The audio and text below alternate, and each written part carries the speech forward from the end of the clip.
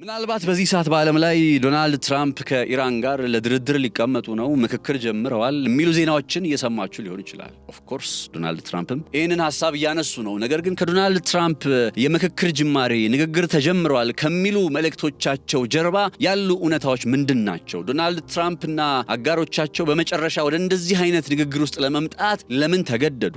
ሪሊስ ደግሞ ከዚህ ቀደም ከአንዴም ሁለቴ እንነጋገር እንመካከር ተብሎ በድርድር ጠረጴዛ ላይ ተቀምጣ የተከዳችው ኢራን አሁን እነ አሜሪካ እንደራደር እንመካከር ምናምን ስላሉ ብቻ እነሱን አምና እያከናወነች ያለውን ነገር ታቆማለች ወይ? እነዚህ ጥያቄዎች በጣም መሰረታዊ ጥያቄዎች ናቸው። እነዚህን ሐሳቦች በማንሳትና በመዳሰስ ስንቀጥል አንድ ነገር እንረዳለን። በእርግጥም አሁን ላይ ጦርነቱ ተባብሶ የሚቀጥልበት ነባራዊ ሁኔታ እንጂ የሚቆምበት ወይም የሚያባራበት አይነት ነባራዊ ሁኔታ የለም። ይህንን ስል ፋታ አይኖርም ማለት አይደለም፣ ወይ ተኩስ አቁም አንመለከትም ማለት አይደለም። ነገር ግን በዘለቄታዊነት እነ ዶናልድ ትራምፕ አሁን ራሱ ከማን ጋር ንግግር እያደረጉ እንደሆነ አይታወቅም። በፓኪስታንና በቱርክ በኩል ይሆን የሚደረጉ ጥረቶች አሉ ይባል እንጂ ከሙጅታባ ካሚኒ ጋር ነው? ከማን ጋር ነው? ሙጅታባ ካሚኒ ራሱ የት ነው ያለው? እነዚህ ጥያቄዎች ራሱ ገና ብዙ መልስ የሚጠይቁ ናቸው። ለዛም ነው ዶናልድ ትራምፕን በአንድ አስተያየታቸው ላይ ሆርሙዝን ባለቤት ሆናለሁ እያሉ ነው።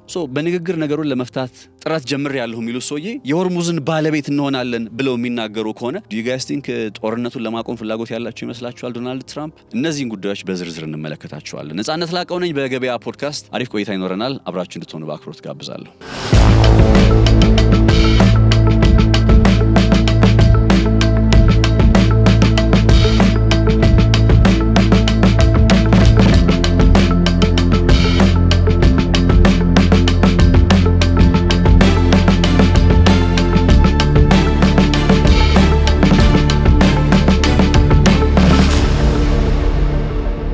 ለኢራንና ለአሜሪካ ድርድር የሚባለው ነገር አዲስ አይደለም። ምክንያቱም ከዚህ ቀደም ከአንዴም ሁለቴ የአሜሪካው ፕሬዝዳንት ዶናልድ ትራምፕ ኢራን ጋር ድርድር ጀምረው ምክክር ጀምረው እንደነበረ አይዘነጋም። በእነዛ ሁለት የድርድርና የምክክር ሂደቶች ላይ ግን ኢራናውያኖች በቃ ድርድር እያከናወንን ነው ብለው በሚያስቡበት ቅጽበት ላይ ጊዜ ላይ ጦርነት ተጀምሯል። አሁን 24 ቀን የሞላውን ጦርነት እንኳን ብንመለከት ይህ ጦርነት ከመጀመሩ በፊት በኦማን ውስጥ የአሜሪካና የኢራን ተደራዳሪዎች ተቀምጠው የኢራን የኒውክሌር መርሃ ግብርን ጉዳይ በተመለከተ ተስፋ ሰጪ የሆነ ውጤት እየተመዘገበ ነው፣ ወደ ጦርነቱ ሊገባ የሚችልበት ምንም አይነት ሁኔታዎች የሉም የሚል አይነት ሐሳብ እየተደመጠ ባለበት ሰዓት ላይ ነው ጦርነት የተጀመረ። ስለዚህ ዶናልድ ትራምፕ እንደራደር ሲሉ ወይም ከኢራን ጋር ንግግር ምክክር ጀምረናል ሲሉ ምን ማለታቸው ነው የሚለው ጥያቄ መነሳት መጠየቅ ያለበት ለዚህ ነው። ምን ለማለት ነው ዶናልድ ትራምፕ እየሞከሩ? ያው ዜናዎቹን ሰምታችሁታል ብዬ አስባለሁ። በተለያየ የገበያ ሚዲያ ዜናዎች ላይ ማንስተነዋል። የተለያዩ ዓለም አቀፍ መገናኛ ብዙሃንም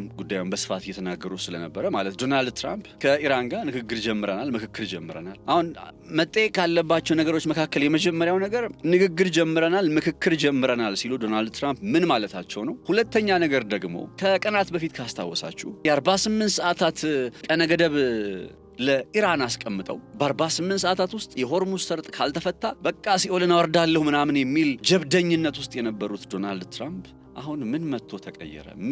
ምን አዲስ ነገር መጣ? ኦል ኦፍ አ ሰደን ከእንደዚህ አይነት አቋም ውስጥ አንስቶ ወደ እንደዚህ አይነት ከኢራን ጋር ጦርነቱን ለማቆም ንግግር ምክክር ጀምረናል ወደሚያስብል አይነት ነገር እንዴት ተመጣ? ከዛስ ደግሞ ወደ እንደዚህ አይነት አቋም ለውጥ ከመምጣታቸው ባሻገር ሪሊ ይሄ ነገር በትክክል ከኢራን መንግስት ጋር የመደራደር ፍላጎት ነው ወይስ ምንድን ነው የሚለውን ነገር በተመለከተ አሁን እየተደራደርን ነው ብለው ሲናገሩ ዶናልድ ትራምፕ እየተመካከርን ነው ብለው ሲናገሩ ከማን ጋር ነው? ለምሳሌ ሙጅታባ ካሚኒ የት ናቸው ያሉት? አያቶላ ሙጅታባ ካሚኒ ይኸው አዲስ አያቶላ ሆነው ከተሾሙበት ቀን ጀምሮ አድራሻቸው አይታወቅም።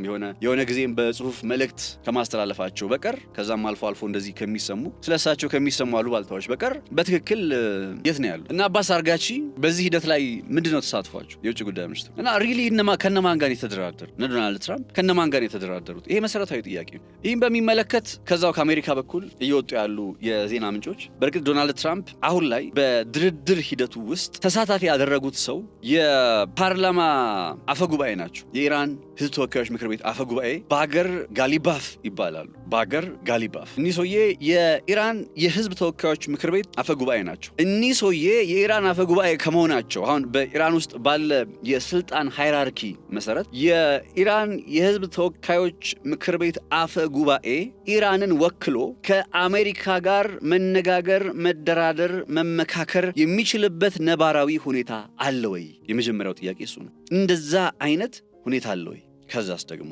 ዶናልድ ትራምፕ በትሩዝ ሶሻል እየተባለ በሚጠራ እንግዲህ በራሳቸው ባለቤትነት የተያዘ ፕላትፎርም ነው፣ የሶሻል ሚዲያ ፕላትፎርም። በዛ ፕላትፎርም ላይ ያጋሩት መልእክት ምንድነው ያሰቡት የሚለውን ነገር ማለት እንመካከር፣ እንደራደር ሲሉ ምንድነው ያሰቡት፣ ምንድነው ያቀዱት የሚለውን ነገር በተወሰነ ገለጥ አድርጎ ያስቀምጣል። ባለፉት 2 ቀናቶች በጣም ተስፋ ሰጪ የሆኑ እና በመካከለኛው ምስራቅ ያለውን ነገር በቃ ለአንዴና ለመጨረሻ ጊዜ የሚቋጩ መፍትሄ ተኮር የሆኑ ንግግሮችን እያከናወንን መሆኑን ደስታ አሳውቃለሁ። በዚህ ምክንያት በኢራን የኃይል መሰረተ ልማቶች ላይ የኢነርጂ መሰረተ ልማቶች ላይ ሊከናወን ታቅዶ የነበረውን ጥቃት ለ5 ቀን አራዝሜዋለሁ አይነት የሚል አስተያየት ነው። ይሄ 5 ቀኑ ምናምን ጉዳይ ተውት። አሁን እሱ አይደለም ፖይንቱም። ዶናልድ ትራምፕ ከኢራን ጋር እየተነጋገርን ነው አሉ። ከኢራን ጋር እየተነጋገርን ነው ካሉ በኋላ ተስፋ ሰጪ የሆነ መፍትሄ ተኮር የሆነ ነገር እያከናወንን ነው አሉ። ይሄንን ካሉ በኋላ ደግሞ የፕሬዝዳንቱ አውሮፕላን ወደዛ ውስጥ ከመግባታቸው በፊት አንድ ቃለ መጠይቅ ሰጥተው ነበር እና በዛ ቃለ መጠይቅ ላይ የተናገሩት ሐሳብ በእርግጥም በተወሰነ መልኩ እነ ዶናልድ ትራምፕ ኢራን ውስጥ እያሰቡ ያለው ነገር ምንድነው የሚለውን ነገር በተመለከተ መልስ ይሰጣል። ስምምነት ማድረግ እንፈልጋለን፣ ጦርነቱን ለመቋጨት የሚያስፈልጉ ንግግሮች እየተከናወኑ ነው፣ we want a deal, ኢራን wants a deal እያሉን አስተያየታቸውን የሰጡት። ከዛ በኋላ ሆርሙዝ ሰርጥን ጉዳይ በተመለከተ ለምሳሌ ጋዜጠኛ ጠይቃቸዋል እና ሆርሙዝ ሰርጥን ማን ሊይዘው ነው ማለት ነው? አሁን እየተነጋገራችሁ ከሆነ በንግግራችሁ በሂደቱ መሰረት ሆርሙዝ ሰርጥን ማን ሊይዘው ነው ብለው ይጠይቋቸዋል። ዶናልድ ትራምፕ ሲመልሱ ምን ይላሉ? 2 ባለቤቶች ይኖሩታል ብለው ተናገሩ። 2 ባለቤቶች እንግዲህ ሆርሙዝን ነው አስቡት። 2 ባለቤቶች ሲሉ ባይ ዲፎልት የመሰለኝ ምንድነው ሆርሙዝ በአንደኛው ወገን በኩል ኢራን፣ በሌላኛው ሳይድ ደግሞ ኦማን ስለሚያዋስኑት ኦኬ ስለ ኦማንና ስለ ኢራን እያወሩ ነው ብዬ ነበር ያሰብኩት። የሚገርማችሁ ሆርሙዝን 2 ባለቤቶች ይኖሩታል ብለው ሲናገሩ አሁን ላይም ፕራክቲካሊ በወረቀት ላይ እኮ እንደዛ ነው የሚባለው፣ ያው አብዛኛውን ቦታ ኢራን ብትይዘው። ከዛ ግን ይሄ አይደለም የሚገርማችሁ። ዶናልድ ትራምፕ ቀጥለው በቃለ መጠይቁ ላይ ምንድነው የተናገሩት? 2 ባለቤቶች አሉት ብለው ሲናገሩ ጋዜጠኛው እነማን ብለው ይጠይቃቸዋል። አንዱ እኛ ነን፣ አሜሪካ ማለት ነው፣ አንዱ እኔ ነኝ፣ ሁለተኛው ደግሞ አዲስ የሚመጣው አያቶላህ ነው። እዚህ ጋር ነው ጨዋታው። አዲስ የሚመጣ አያቶላህ ነው። ማንም ይሁን ማን አሉ። ያው ከዚህ ቀደም ዶናልድ ትራምፕ በኢራን የአያቶላህ ምርጫ ወቅት ላይ እኛ ካልፈቀድን ማንም አይመረጥም፣ እኛ ሳንፈቅድ የሚመጣውን ሁሉ እንገለዋለን ማለታቸው አይዘነጋም። አሁን ምን አሉ? የሆርሙዝ ሰርጥን 2 ሆነን ባለቤት እንሆናለን። ከዛ ሲቀጥል ደግሞ አንደኛው ወገን እኛ ነን፣ ሁለተኛው ወገን አዲስ የሚመጣው አያቶላህ ነው። ስለዚህ ምንድነው እያሰቡ ያሉት እነ ዶናልድ ትራምፕ? አሁን አለ የሚባለውን የሙጅታባ ካሚኒ አያቶላህነት አይቀበሉም ማለት ነው የመጀመሪያው ነገር። ከዚህ በፊትም በግልጽ ተናግረዋል። ስለማይቀበሉ ከሱ ጋር ንግግር እያከናወኑ አይደለም ማለት ነው። በስም ጠቅሰዋል። ባይዘው ቅድም ያልኳችሁን በምስሉ ላይ የምትመለከቱትን የህዝብ ተወካዮች ምክር ቤት አፈ ጉባኤ እያናገሩት መሆኑ ታውቋል። ባጋር ጋሊባፍ የሚባሉትም ማለት ነው። ስለዚህ እነ ዶናልድ ትራምፕ እየተነጋገርን ነው፣ እየተመካከርን ነው ሲሉ በእርግጥ ይህን ጦርነት ማቆም በሚቻልበት አይነት ሁኔታ ላይ ነው ወይንስ ሌላ ለተባባሰ ጦርነት የሚዘጋጁበት አይነት ሁኔታን እያመላከቱን ነው? እኔ ለጉዳዩ ላይ ካለኝ ቅርበት አንጻር ከትላንት ማታ ጀምሮ እውነት ለመናገር ብዙ ዘገባዎችን ለማየት ለመመልከት እየሞከርኩ ነበረ።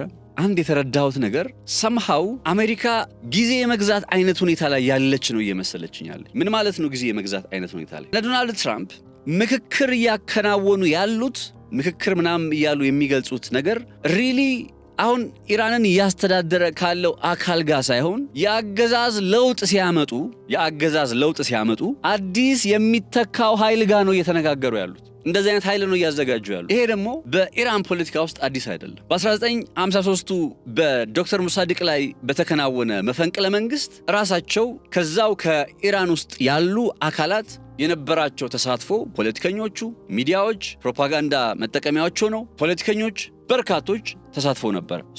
የኢራንን አሁን ላይ ያለውን አገዛዝ ከውስጥ የሆነ አይነት አብዮት እንዲነሳበት የሆነ አይነት ተቃውሞ እንዲነሳበት መከፋፈል በኢራን ፓርላማ ውስጥ እንዲመጣ ሶዛት እና አያቶላህ ያው ታውቃላችሁ ለምሳሌ ከ1953 እስከ 1979 በነበረው ጊዜ አያቶላህ ራሱን የቻለ አያቶላህ በኢራናውያኖች ዘንድ ስያሜው ነው አይደለ? ሃይማኖታዊ መሪዎቹ ለሁለንተናዊ መሪዎቹ የሚሰጠው ስያሜ ንጉስ እንደሚባለው በሌላ ቦታ አያቶላህ የሚል ስያሜ አለ። ስለዚህ ከ1953 እስከ 1979 በነበረው ጊዜም ኢራን ውስጥ አያቶላዎች ነበሩ። በተለይ የመጀመሪያዎቹን ዓመታት እስከሚባረሩ ድረስ አያቶላህ አሊ ካሚናይ ተክተዋቸው የመጡት በ1980ዎቹ መጨረሻ ላይ ህይወታቸው ያረፈ እሳቸው መተው ነገሩን እስኪያከሩት ድረስ ከዛ በፊት የነበሩት አያቶላህ ከአሜሪካ ጋር የሚሰሩ አያቶላህ ነበሩ። ላችሁን ይፈልግ ይሄ ታሪክ የመዘገበው አዲስ አይደለም። አሜሪካዎቹ እንደዚህ አይነት ነባራዊ ሁኔታን መፍጠር አዲስ አይደለም።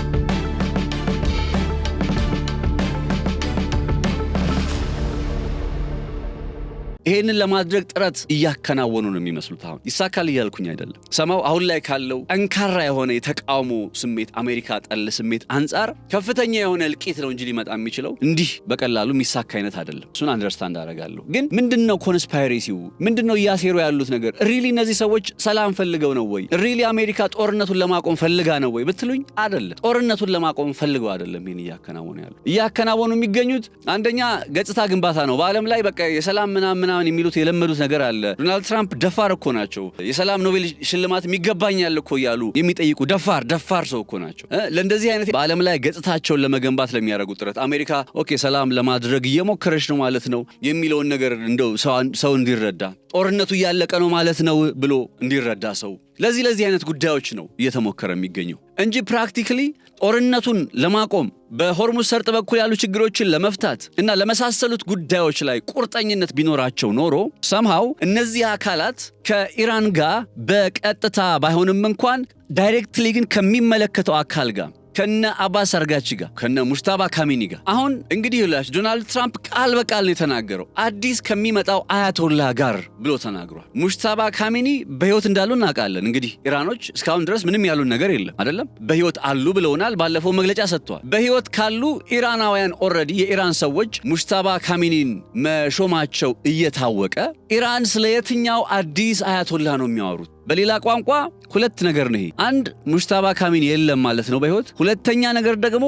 ዶናልድ ትራምፕ የነ ሙጅተባ ካሚኒን ስልጣን ወይም አያቶላህነት አይቀበሉም፣ እውቅና አይሰጡም፣ ሪኮግናይዝ አያደርጉም። ከሁለቱ የትኛው ሐሳብ ውሃ ያነሳል አንተ ብላችሁ ብትጠይቁኝ ሁለተኛው ሐሳብ ውሃ ያነሳል። እነ ዶናልድ ትራምፕ የነ ሙጅተባ ካሚኒን ጉዳይ በተመለከተ እውቅና አልሰጡም፣ ፍቃደኝነት የላቸውም። ሳስዋይ አዲስ አያቶላህ ከሚመጣው ጋር ሆነን ሆርሙዝ ሰርጥን በጋራ ባለቤት እንሆናለን እያሉ ያሉት ይሄ ሆርሙዝ ሰርጥን አሜሪካ ባለቤት ልትሆን የምትችለው በኢራን ውስጥ የአገዛዝ ለውጥ ከተደረገ ብቻ ነው። ትራምፕ እንደራደር እያሉ ወይም እያወራን ነው እየተመካከረን ነው ብለው ሲናገሩ somehow የጊዜ መግዣ አቅምን የማደራጃ ጉልበት የማሰባሰቢያ አይነት አድርጌ የምመለከተው ለዚህ ነው። የሚገርማችሁ ከርጅ እየተባለ የሚጠራው ደሴት አለ። ከርጅ ደሴት ማለት የኢራን የልብ ምት የሆነ ደሴት ነው። 90% የሚሆነው የኢራን ነዳጅ የሚወጣው ይሄንን የከርጅ ደሴትን አቋርጦ ነው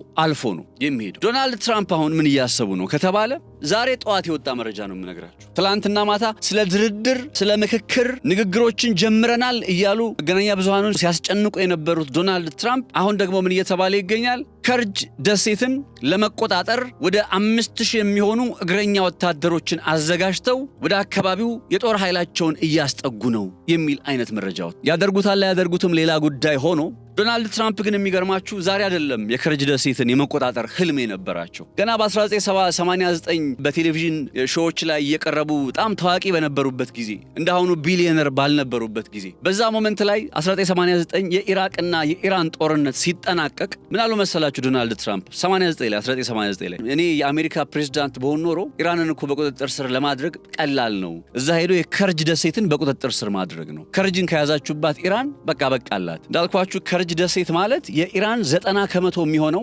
የድፍድፍ ነዳጅ የሚወጣበት መስመር ነው። ከርጅን አቋርጦ ነው የሚወጣው ድፍድፍ ነዳጅ። ስለዚህ በእርግጥም የኢራን የጀርባ አጥንት የሆነ ስትራቴጂካዊ የሆነ ደሴት ነው። ይህንን ደሴት መቆጣጠር መቻል ኢራን በሆርሙዝ ሰርጥ ላይ ጫና ለማሳደር እንደ መደራደሪያ ሌቨሬጅ እንደሚባለው በመሆን ለእነ አሜሪካ ሊያገለግል ይችላል። ነገር ግን ፕራክቲካሊ የከርጅ ደሴትን መያዝ ይችላል ወይ እግረኛ ጦር አስገብተው ብላችሁ ብትጠይቁኝ አይ ዶንት ቲንክ ሶ። ባይዘው ሁሌ የምነግራችሁ ነገር ነው። አሜሪካ እግረኛ ወታደራቸውን ከርጅ ደሴትን ለመቆጣጠርም ይሁን ሌላ የኢራን አካባቢ በቁጥጥራቸው ስር ለማድረግ እግረኛ ወታደሮቻቸውን ኢራን ውስጥ ያስገቡ ቀን በታሪካቸው አይተውት የማያውቁትን አይነት ውርደት ነው የሚመለከቱት። ዩልሲ እና ኢራን አቋም አሁን ላይ በከርጅ ደሴት ላይ በጣም ከፍተኛ የሆነ ጥንቃቄ አድርገዋል። ወታደሮቻቸው ዝግጁ ሆነዋል። በቃ ከዚህ በፊትም እንደተናገሩት አባስ አርጋቺ ይምጡ እየጠበቅናቸው ነው እንዳሉት እየጠበቋቸው ነው። ይገባሉ ወይስ አይገቡም አብረን የምናየው ይሆናል። አደይንድ ኦፍ ዘ ዴይ ግን እንድታሰምሩልኝ የምፈልገው እና አሜሪካ በአንድ መልኩ ስለ ድርድር እየተናገሩ በአንድ መልኩ ከኢራን ጋር ንግግሮች ጀምረናል እያሉ በሌላ መልኩ ደግሞ የከርጅ ደሴትን ስለመቆጣጠር እያውጠነጠኑ ነው። እግረኛ ወታደርን ወደ ኢራን ስለማስገባት እያውጠነጠኑ ነው። ስለዚህ ምንድነው ሊሆን ያለው ነገር ሊመጣ ያለው ነገር ምንድነው ከተባለ እኔ ትላንትና ብያቸዋለሁኛ። ትላንትና ትልቅ ጦርነት እየመጣ ነው ብለን አደለ የዘጋ ነው። ፎር ሹር የትላንት ፕሮግራም ተከታተላችሁ ከነበረ ትልቅ አስፈሪ ጦርነት እየመጣ ነው። እንዲያውም 140 ሚሊዮን በርሚል ድፍድፍ ነዳጁን ለማውጣት ነው በቃ የፈለጉት። አሁን ይሄንን እናውጣና መቼም ያው በጦርነቱ ላይ ተዋግተን ከሚጋይ ኦሬዲ መርከቦች ላይ የተጫነ ስለሆነ ይሄኛው ይውጣና ከዛ በኋላ ይለይልን ያሉ ነው የሚመስለኝ። ፔሪድ ትላንትና ነግሬያችኋለሁ። ድርድር የሚባለው ነገር ሲመጣም እውነቴን ነው የምነግራችሁ። መጀመሪያ እንደ ማንኛውም ሰው ያው ፖዚቲቭ መሆን ስላለብን ሁሉን ነገር አውቀን ስለማንጨርስ ደስተኛ ነበርኩኝ። እንዲያውም ሐሳቤንም ሼር ያደረኩት በዛ መልኩ ነው ሶሻል ሚዲያ ላይ። ከዛ ነገሩ እየቆየ ሲመጣ የመጀመሪያ ዜናው እንደወረደ ካየሁት በኋላ ኦኬ it is something እንደው ነገሩን ብትረዱ እንኳን ሁሉን ነገር አውቃችሁ ስለማትጨርሱ ግን ያው የሆነ ተስፋ ሊኖር ይችል የሆነ ስፔስ ትሰጣላችሁ አይደለ? እንደዛች አይነት ስፔስ ሰጥቼ ነበር። ከዛ እየቆየ መጣ። ዶናልድ ትራምፕ መግለጫዎችን መስጠት ጀመሩ። ትላንት ላይቭ ባይዘው ስለዚህ ጉዳይ ላይቭ መግለጫ ይሰጡ ነበር። ላይቭ ተከታተልኳቸው። የሚናገሩት ነገር ይሄ የሰላም ፈላጊ አይነት ሐሳብ ሳይሆን አንዳች ነገር ላይ ለመዘገጃጀት የፈለጉ እነ ኔቶን እየወቀሱ ለምንድነው የማይቀላቀሉት እያሉ ኢቭን ደግሞ ምን አሉ መሰላችሁ? ሆርሙዝ ሰርጥ በኩል በማስከፈት ረገድ ተጠቃሚ የሆኑ ሀገራት ለምንድነው እኛ የቤት ስራቸውን እንድንሰራላቸው የሚጠብቁን እያሉ በእነዚህ ሀገራት ላይ ጣት እየቀሰሩ እንዳልተቋጨ ያስታውቅ ነበር።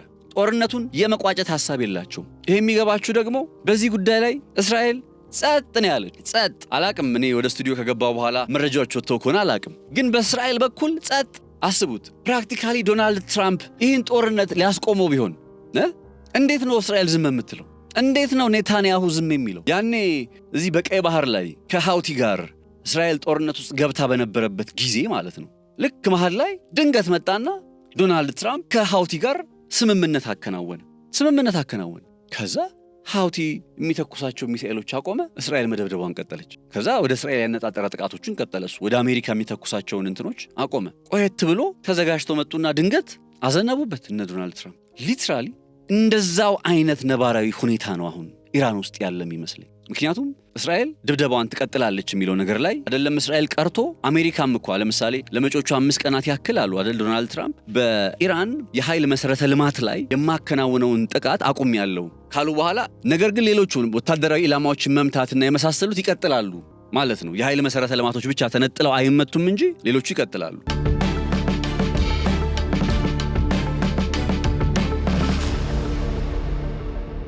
ይሄን ያከናወነ ያለው ለምንድን ነው ካላችሁ ይኸውላችሁ የመጀመሪያው ጉዳይ አሜሪካ እንዲሁም እስራኤል ከኢራን ጋር ባላቸው ጦርነት ላይ እሾህን በሾህ አይነት ሊባል የሚችል ቲት ፎር ታት ሊባል የሚችል አይነት ነገሮች ነው ስንመለከት የነበረው። በተለይ በኢራን በኩል የኃይል መሰረተ ልማቶቿን ሲመቱባት የኃይል መሰረተ ልማት ትመታለች። የነዳጅ ሪፋይነሪዎቹን ሲመቱባት የነዳጅ ሪፋይነሪ ትመታለች። የኒክሌር መሰረተ ልማቷን ሲመቱባት የኒክሌር መሰረተ ልማቷን ትመታለች። ገብቷችኋል አይደል? በዚህ ደረጃ እሾህን በሾህ እያለች የመቀጠሏ ጉዳይ ባይዘዌ አንደኛው እነዚህ ሰዎች የሆነ ቆም ብለው እንዲያስቡ ያስገደዳቸው ነጥብ ነው። በተለይ እና አሜሪካን ገብቷቸዋል። አስቡት በእንደዚህ አይነት አካሄድ ምክንያት የኃይል መሰረተ ልማቶቹ ኢላማ በመሆናቸው ምክንያት ምን ተፈጠረ? ዓለም ላይ የምታዩትን አይነት የነዳጅ እጥረት፣ የዋጋ ንረት፣ የአቅርቦት እጥረት ተፈጠረ። ስለዚህ እነ ዶናልድ ትራምፕ በዚህ ሁኔታ መቀጠል አይችሉም። ለዛም ነው 140 ሚሊዮን በርሚል ድፍድፍ ነዳጅ ከኢራን እንዲገዛ የፈቀዱት። ኢራንንም የጠየቁትና ያው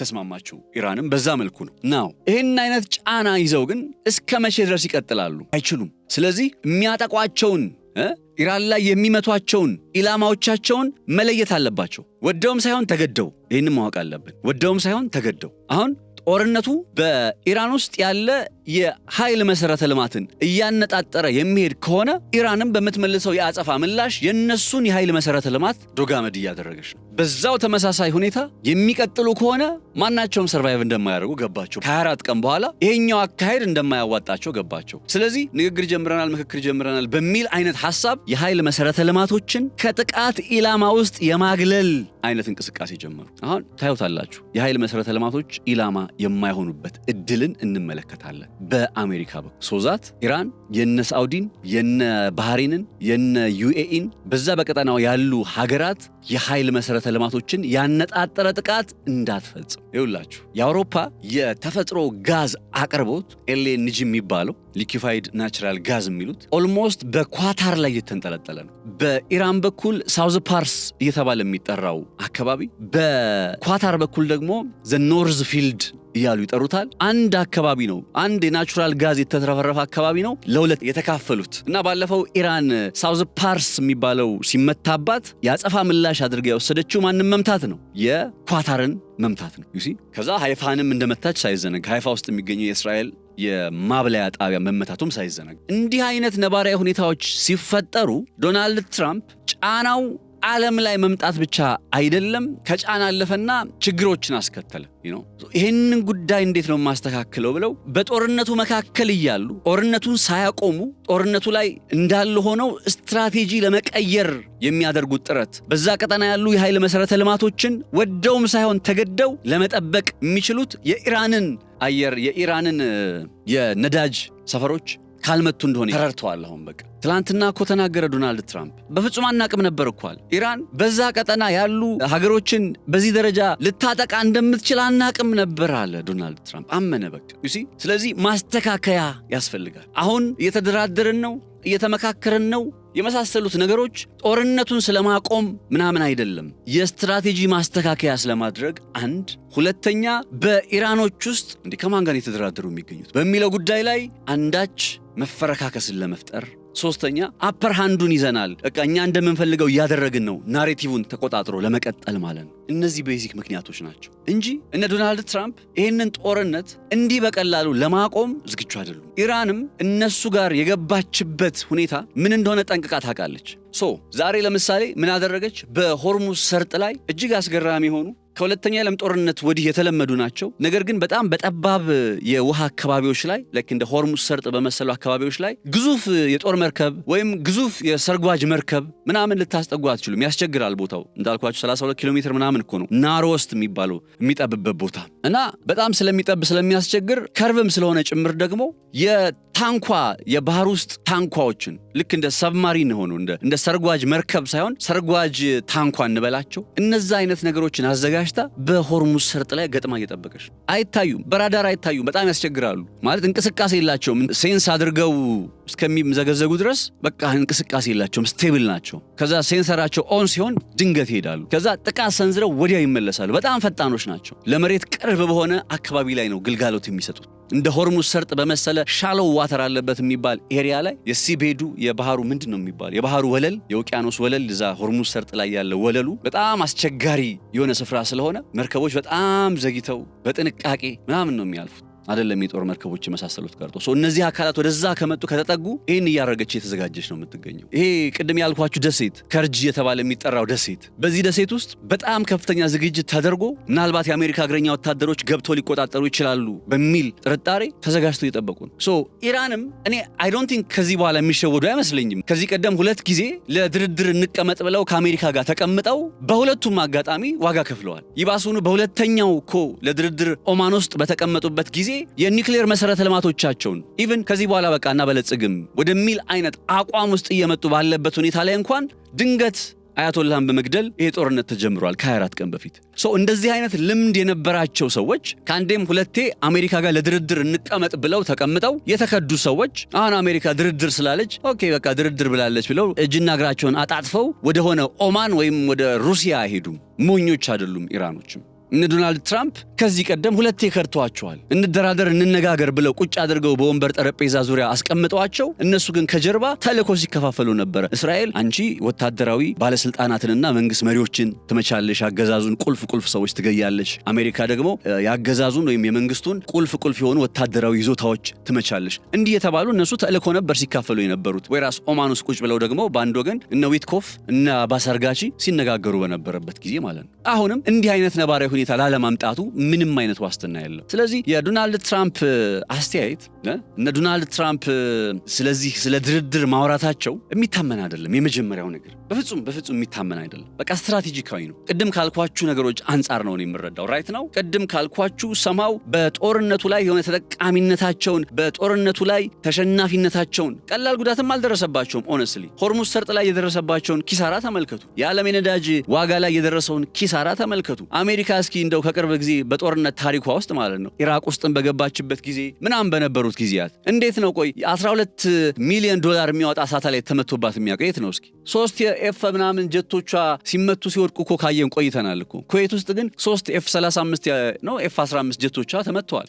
ከትላንት ወዲያ ኢራኖቹ ያው ቬሪፋይድ አይደለም ያው የና አሜሪካን እንዲህ ያደረግን ሲሉ ቬሪፋይድ አይደለም ብዬ እንደምነግራችሁ ሁሉ አሁን ኢራኖችም እንዲህ ያደረግን ሲሉ በእርግጠኝነት ኢራኖች እንዲህ አድርገዋል ብዬ አልነግራችሁም። ቬሪፋይድ አይደለም፣ የኢራን መንግስት ይፋ ያደረገው መረጃ ነው። እና ኤፍ35 ጀቶችንና ኤፍ16 የአሜሪካ ጀቶችን መተው አየር ላይ ሲያፈነዷቸው የሚያሳዩ ምስሎችን ለቀዋል። ኢቨን ትላንትና በጣም ከፍተኛ የሚሳኤልና የጦር መሳሪያ ክምችት ያለው አካባቢያቸውን ይፋ አድርገዋል። የፕሮፓጋንዳ አካል ሊሆን ይችላል፣ ግን ሬዲ ነን እያሉ ነው። አቅማለን የመዋጋት ዝግጁ ነን እያሉ ኢራኖቹ ገብቷቸዋል። ይህ ምንድነው የሚያሳያችሁ? ሰማው በአሜሪካ በኩል እንደራደር ቢባልም በኢራን በኩል they are not desperate አሁን። ለምን መሰላችሁ? ለአሜሪካ ይሄ ጦርነት የምርጫ ጦርነት ነው።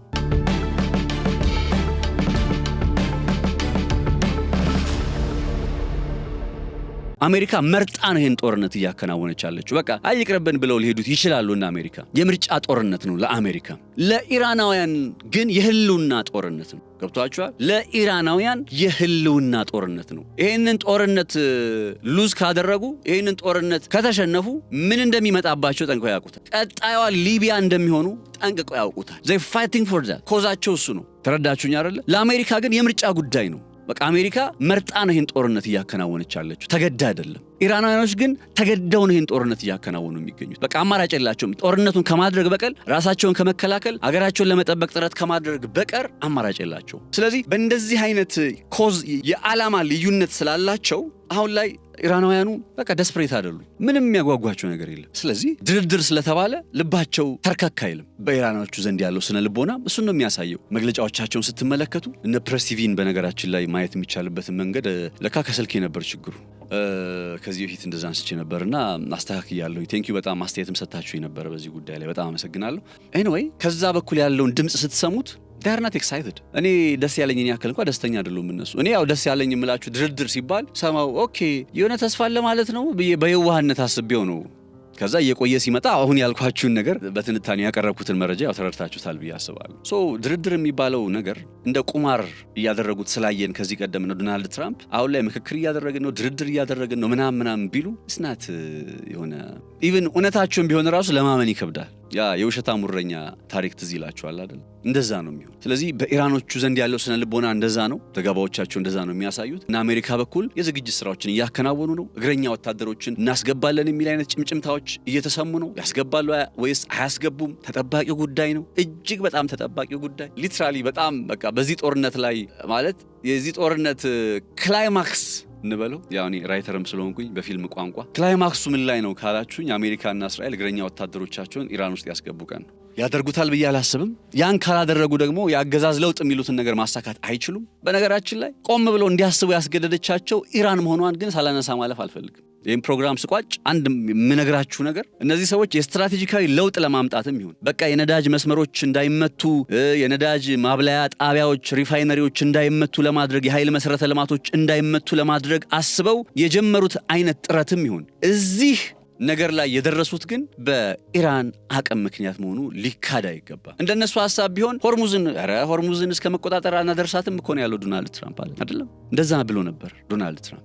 ምንድነው የተለየው ነገር? ወደ ድርድር ለመምጣት ምን አስገደዳቸው ካላችሁ ደግሞ ማለት ስለ ድርድር ለማውራት ኢቭን ወደ ድርድር መጡ አልመጡ ሌላ ጉዳይ ሆኖ ዶናልድ ትራምፕ ባንድም ይሁን በሌላ ምክክር ተጀምሯል ለማለት ለምን ተገደዱ ካላችሁኝ በቃ የኢራን የጦር ስልት ነው። ልክ የነዳጅ ማብለያ ጣቢያ ሲመታ ነዳጅ ማብለያ ትመታልሃለች። ወታደራዊ የጦር ሰፈር ስትመታ ወታደራዊ የጦር ሰፈር ትመታልሃለች። ሪፋይነሪዎቹን ስትመታ ሪፋይነሪን ሂዳ ትመታልሃለች። የኒክሌር ጣቢያዋን ስትመታ የኒክሌር ጣቢያን ትመታልሃለች። ምን ማለት ነው? በተለይ ቅዳሜ ቀን ዲሞና የሚባለው የእስራኤል በጣም ሰፊ ዘገባ ሰርችበታለሁ አይደል? ተከታተላችሁታል ብዬ አስባለሁ። ዲሞና የሚባለው የእስራኤል የኒክሊየር ሰፈር በናጊቭ በረሃ ውስጥ የሚገኘው አካባቢ በሁለት ሚሳኤሎች ዲሞና ላይ አንድ፣ አርዳ እየተባለ በሚጠራው አካባቢ ላይ አንድ ሚሳኤሎች ወድቀው ጉዳቱ ሲደርስ የኒክሊየር ማብለያ ጣቢያ ነው እያወራን ያለ ነው። ገብቷችኋል? ይሄ ማለት ኢራን ኒክሌር ባይኖራት የላትም ብንል እንኳን እዛ እስራኤል ውስጥ ያለ ኒክሌርን ማፈንዳት ከቻለች ኒክሌር ተኮሰች እንደማለት።